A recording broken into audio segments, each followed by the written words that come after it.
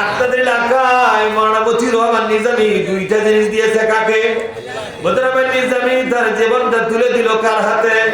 যেদিন ফাঁসি হবে সেদিন আমরা অপেক্ষায় ছিলাম বগুড়ায়, রাতে ঘুম হয় না, সারা রাত চোখের পানি দিয়া বুক ভেসে গেছে মধ্যে।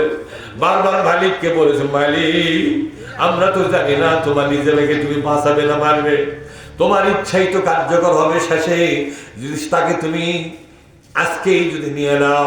ও মালিক, এই মানুষটার জন্য আমরা বগুড়াবাসী বড় বেশি ভালোবাসি শুধু কোরআনের জন্য।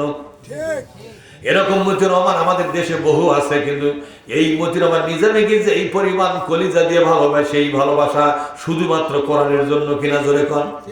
কারণ কোরআনের জন্য, ইসলামের জন্য, আল্লাহর জন্য তিনি দুইটা জিনিস রক্ষ করেছেন।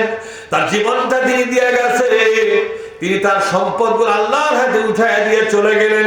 মন্ত্রী হওয়ার পরে আজ পর্যন্ত 1 কোটি টাকা তার অ্যাকাউন্টে খুঁজে পাওয়া যায় নাই। 1 লক্ষ টাকা পর্যন্ত দুর্নীতির কোনো খোঁজ পাওয়া যায় নাই। তিনি মন্ত্রী হয়েছিলেন শুধু কোরআনের খেদমতের জন্য। ইসলামী লোকগুলো সরকারি ক্ষমতা পায় মজা মারার জন্য নয়।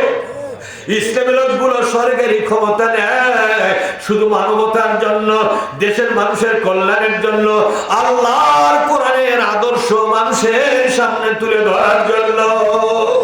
ঠিক না ঠিক ধরে কোন? এই জন্য দেশি এবং বিদেশি কত গোয়েন্দা সংস্থা তন্ন তন্ন করে খুঁজিয়াও নিজামীর বিরুদ্ধে 100 টাকার দুর্নীতি খুঁজে পায় নাই। ভাইরা আমার, এত বড় পবিত্র মহান নেতা তিনি কবরে শুয়ে গেছেন না, আল্লাহর কাছে দুইটা জিনিস জমা দিয়ে গেছেন। কয়টা? জীবন দিয়ে গেছেন, সম্পদ দিয়ে গেছেন। আল্লাহ বলেছেন, জীবন আর সম্পদ আজও যদি কোনো মুসলমান আমার হাতে দিতে পারেনি, আমি আল্লাহ অবহেলা করব না। আমি ওই মুসলমান গরিব হোক কিংবা ধনী হোক, ল্যাংড়া হোক বা খোঁড়া হোক, গরিব হোক কিংবা কৃষক শ্রমিক জনতা যেই হোক না কেন, আমি তাকে আমার জান্নাতুল ফেরদৌসটা তার হাতে উঠাইয়া দিব।